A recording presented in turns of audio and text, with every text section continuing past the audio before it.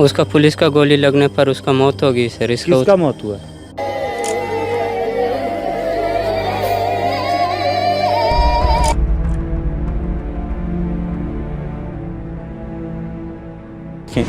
यहाँ आए तो एक नई कहानी निकल कर सामने आई, और कहानी ये थी कि तूल गांव में गांव वाले रो रहे थे।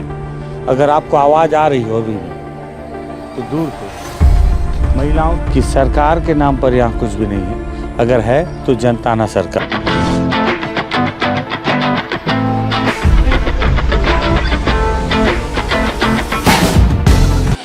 बांस की फट्टियों से ये गोल जो बनाया गया है और इस पर बड़े बड़े पत्थर भरे गए हैं, और पत्थर पर एक लकड़ी, बड़ी सी लकड़ी काट कर रखी गई है। आपको अजीब सा दिख रहा है ये स्ट्रक्चर। मैं बताऊं, सरकार और गांव के बीच का एक पुल है, और इस पुल पर चल पाना इतना कठिन है कि सिर्फ गांव के लोग यहां से चलते हैं, और इस पुल की वजह से सरकार इधर नहीं आ पाती। गांव के लोग उधर जाते तो हैं, लेकिन दोनों में बहुत फ़र्क होता है। क्या फ़र्क है, क्या स्थिति है, सारी चीज़ों पर आपको बताता हूँ। नमस्कार, मैं विकास तिवारी हूँ, आप बस्तर टॉकीज़ देख रहे हैं। दरअसल मैं इस वक्त इतूल गांव में हूँ। इतूल गांव में ये पुल बनाया गया है गांव वालों के द्वारा, और इस एकमात्र पुल को देखकर आपके जहन में ये बात तो क्लियर हो गई होगी कि सरकार के नाम पर यहाँ कुछ भी नहीं है, अगर है तो जनता ना सरकार। और जनता ना सरकार की वजह से या सरकार की अनदेखी की वजह से कई बार कई दर्शक या कई लोग यह बात कहते हैं कि माओवादियों की वजह से सरकार वहाँ नहीं पहुँच पाई। माओवादियों का अगर इतिहास देखा जाए तो 1967 से नक्सलबाड़ी से माओवादियों का जो नक्सलबाड़ी से उनकी शुरुआत हुई थी, और बताते हैं कि लगभग 80 के दशक में बस्तर में माओवाद ने बस्तर में कदम रखा था। तो क्या 80 के पहले हमारा देश जब 47 में आज़ाद हो गया था, उससे 80 तक यहाँ अनदेखा क्यों किया गया? सरकार के पास पता नहीं इसका क्या सवाल जवाब होगा। लेकिन इतनी लंबी भूमिका बताने की और ये कहानी बताने के पीछे एक मुख्य वजह है। वजह ये है कि मैं इस वक्त इस गांव में इसलिए आया हूँ क्योंकि आ जाओ पुलिस ने, दंतेवाड़ा और नारायणपुर की पुलिस ने एक दावा किया कि 23 तारीख को एक बड़ा ऑपरेशन लॉन्च किया गया। इस इलाके में माओवादियों के उपस्थित होने की सूचना पर लगभग 1000 की फोर्स को जंगलों में यहाँ तक भेजा गया। जब फोर्स यहाँ पर पहुँची तो इधर दूर पहाड़ी पर लगभग यहाँ से 3-4 किलोमीटर दूरी पहाड़ी पर एक मुठभेड़ हुई। उस मुठभेड़ के बाद जवानों ने कल दंतेवाड़ा मुख्यालय तक 800 लेकर पहुँचे, और बताया गया है मारे गए सभी लोग माओवादी हैं। हालांकि जब तक हम दंतेवाड़ा में थे तब तक उन मारे गए लोगों की शिनाख्त नहीं की जा सकी थी, लेकिन 2 दिनों तक 72 घंटे तक मुठभेड़ होने की जानकारी प्रेस नोट में पुलिस ने दी, और 72 घंटे तक हुई उस मुठभेड़ के बाद जवानों ने मौके से बरामद किया 4 महिला और 4 पुरुष का शव और 8 हथियार, जिसमें 4 भरमार और 4 12 बोर और एक 303, इस तरह के कुछ हथियार हैं। उन हथियारों को देखकर आप अंदाज़ा लगाइएगा कि उस हथियार से 72 घंटे तक मुठभेड़ माओवादियों ने कैसे की। हमने जब यहाँ तक आने की कोशिश की कि आखिर हम आकर देखें, यहाँ आए तो एक नई कहानी निकल कर सामने आई, और कहानी ये थी कि तूल गांव में गांव वाले रो रहे थे। अगर आपको आवाज़ आ रही हो अभी भी तो दूर से महिलाओं की आवाज़ है, और वो आवाज़ इसलिए है क्योंकि इस गांव के एक व्यक्ति की मौत हो गई। मौत कैसे हुई और उसका मुठभेड़ से क्या लेना देना है वो बताएंगे। भैया, आपका क्या नाम है? सुखो ताती सर। सुखो ताती जी। ये औरत लोग क्यों रो रहे हैं? वहाँ क्या हो रहा है उधर? उसका पुलिस का गोली लगने पर उसका मौत हो गई सर। किसका मौत हुआ? सोनू जूरी का। सोनू जूरी? जी। यही घर था ना सोनू जूरी का? जी सर। जब मैं आया तब यहाँ पर आप देख रहे होंगे तस्वीरों में ये उनकी लाश रखी गई है, और किस तरह से महिलाएं रो रही हैं। तो ये कैसे, कहाँ पे हुआ, कैसे हुआ, पूरा घटना बताओ सुखो भैया। जैसे पुलिस जवान जंगल में घुस गए थे, तो एक गांव के ग्रामीण सब जंगल में घुस गए थे। उसके बाद पुलिस को देखकर एक मौत हुआ उसका, और एक पुलिस को देखकर कैसे मौत हुआ, मतलब पूरा नहीं, अच्छे से बताओ। हाँ। पुलिस को देखकर भाग रहे थे, उनका ऊपर गोली बारूद चलाया गया। पुलिस को देखकर भाग रहे थे। जी। कहाँ पे हुआ ये घटना? ये पहाड़ में हुआ था। तो पहाड़ में क्या करने गए थे? जिस पुलिस का डर के मारे इन लोग पहाड़ में घुस गए थे, तो उन पुलिस जंगल में घुस गए थे, उनको देखकर इन लोग भाग रहे थे, उनका ऊपर गोली चलाया गया। पुलिस आती है तो सब भागते क्यों हैं सुखो भाई, डर के? पुलिस मारती है क्या करती पुलिस, क्यों मारेगी? सब ऐसे पुलिस को देखकर सब जंगल में जाते हैं सर। सब महिला को छोड़ के, सब डोकरा को छोड़ के, सब जवान पुलिस मारती है करके सब जंगल में छुप जाते हैं। इसलिए तुम क्या करते हो? मैं कुछ नहीं करता सर, खेती बाड़ी करता पढ़ाई हूँ। वढ़ाई की हो? जी, कहाँ तक? 8वीं तक। 8वीं? कहाँ से पढ़े थे? जी, 8वीं कहाँ से पढ़े हो? ओरछा से? पोटा केबिन में। पोटा केबिन से। जी। तो जब पुलिस आती है तो तुम भी भागते हो जंगल? नहीं सर। क्यों? तुम क्यों नहीं भागते हो? जैसे हम लोग को दोनों तरफ से डर रहता है कि पुलिस साइड से भी डर रहता है, इधर से भी डर रहता है, इसलिए दोनों साइड से भागना पड़ता है। तो तुम भागते हो कि नहीं भागते हो? जैसे इधर से भी हमको केस लगाते, तुम उधर से कांटेक्ट हो, ऐसा वैसा। कौन बोलता है? जंगल वाले भी। अच्छा, नक्सली लोग बोलते हैं। जी। क्या बोलते हैं कि तुम लोग पुलिस से मिले हुए हो? जी, और तुम ही बुलाए हो। अच्छा, पुलिस को? जी, ऐसे इसी कारण सब जंगल में भागना पड़ता है। अच्छा, मतलब जब पुलिस आती है तो तुम लोग भाग जाते हो? जी। ताकि अंदर वालों को ये ना लगे कि तुम लोग बुलाए हो, है जी कि नहीं? जी। और पुलिस से मिलने से, भागने से पुलिस वाले क्या सोचते हैं कि तुम अंदर वाले के साथ हो? जी।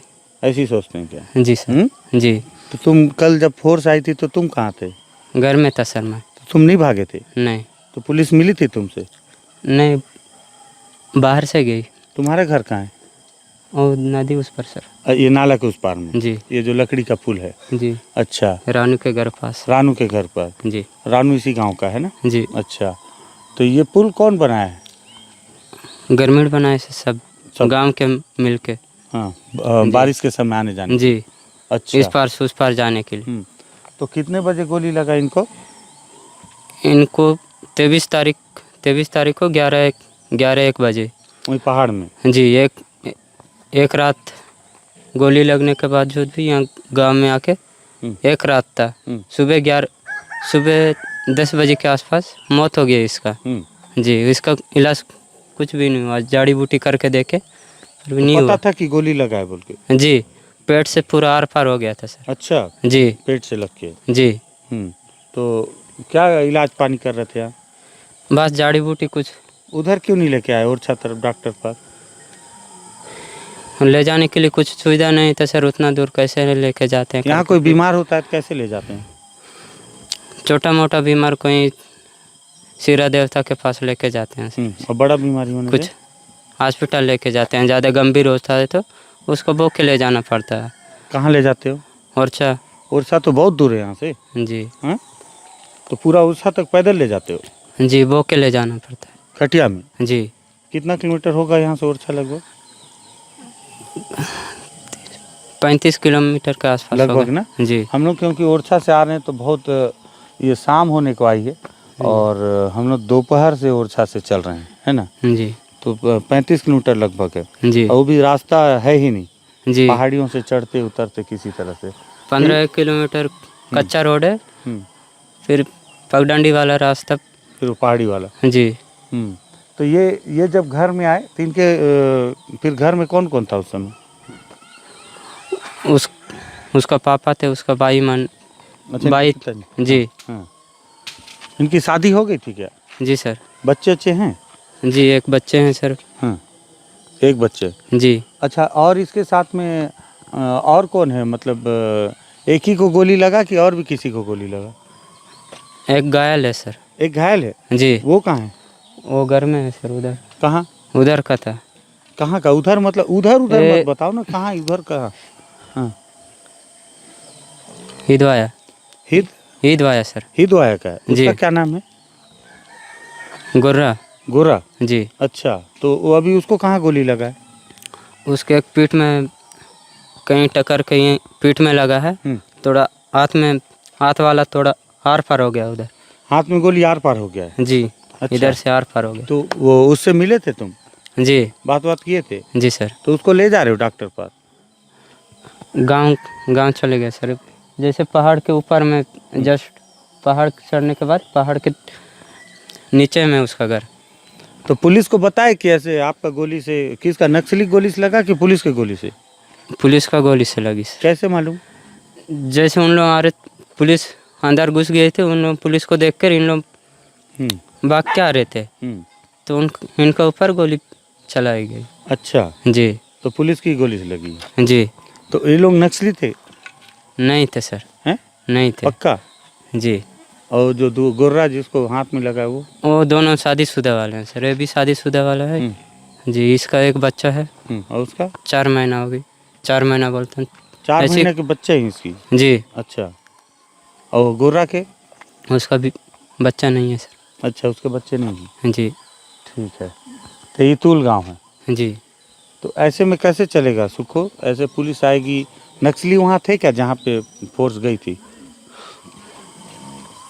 इधर नक्सली तो आते हैं लेकिन आते तो हैं सर। आते हैं। जी। सही है, सही जी। है, झूठ है, जी। झूठ है कि नहीं? जी आते हैं सर। क्योंकि बहुत अंदर का इलाका है। जी। और उनके चक्कर में फोर्स आई थी ना। जी। और मुठभेड़ में गांव वाले मारे। जी। अभी वो जो कल 8 जन को मार के ले गए हैं, बताए नक्सली हैं बोल के, उनका क्या है? उधर को तो उतना खास नहीं पता सर। उधर ग्रामीण को मार के ले गए कि नक्सली को मार के ले गए, उधर का नहीं पता सर। उधर का नहीं पता? जी। ठीक है। तो यहाँ का होने से दोनों ग्रामीण है। दोनों ये जी। जो घायल है और जो खत्म होगा? जी। हाँ, क्या हुआ? कोई लापता है क्या? कुछ लापता भी है क्या गांव से कोई? जी सर। कौन? नाम नहीं पता सर उसका, क्या नाम। तो कैसे पता कि लापता है? बुगुर सर। बुगुर। बुगुर? जी। कहाँ है घर उनका? घर उनका इधर कौन सा वाला था? अच्छा। जी, ये देवाल से। ठीक है, ठीक है। तो ये ईतूल गांव है, और ईतूल गांव में क्या नाम था इनका बोले? सोनू जूरी। सोनू जूरी का घर है ये। और इस इलाके में घर इसी तरह के होते हैं। ये इस तरह से छप्पर से घर छाए जाते हैं।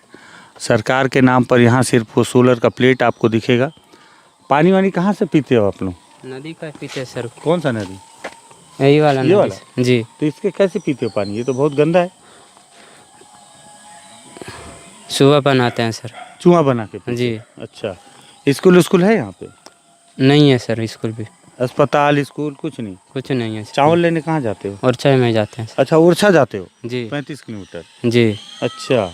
तो कुछ नहीं है यहाँ के जी। लोग? क्या खेती बाड़ी करते हैं? जी सर करते हैं। अच्छा। जी। जुम खेती भी करते हैं।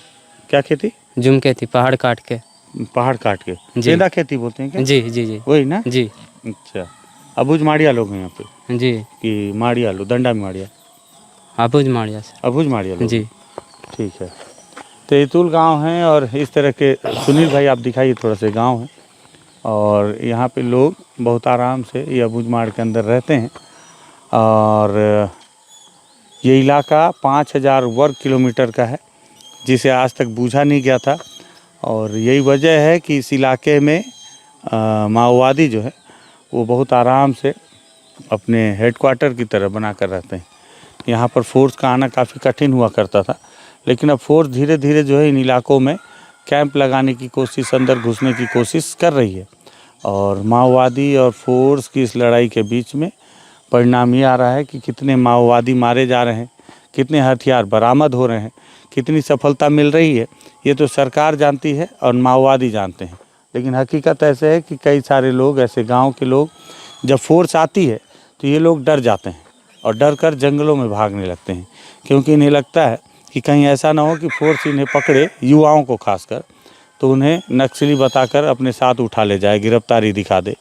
या ऐसा ना हो कि अगर फोर्स इनसे पूछताछ करे तो बाद में माओवादी उन पर शक करें कि तुम फोर्स से बातचीत कर रहे थे, कहीं ऐसा तो नहीं कि फोर्स को तुम नहीं बुलाया था। अजीब कशमकश की स्थिति के बीच फंसे ये ग्रामीण जब भी इस तरह की गोलियां चलती हैं तो कई बार बेवजह मारे जाते हैं। सरकार ने बताया, पुलिस के अधिकारियों ने बताया कि 72 घंटे तक चली इस मुठभेड़ में 8 माओवादियों को मारा गया है। इनाम कितना है वो तो बताया नहीं था। 4 माओवादी महिला और 4 पुरुष थे, लेकिन इसकी जानकारी पुलिस को भी नहीं है कि 2 और लोगों को गोली लगी है, जिसमें से एक की मौत हो गई और एक युवक, उसका इलाज यहाँ दूर गांव में चल रहा है। ये उस मुठभेड़ की जो 72 घंटे तक चली, इसकी हकीकत है।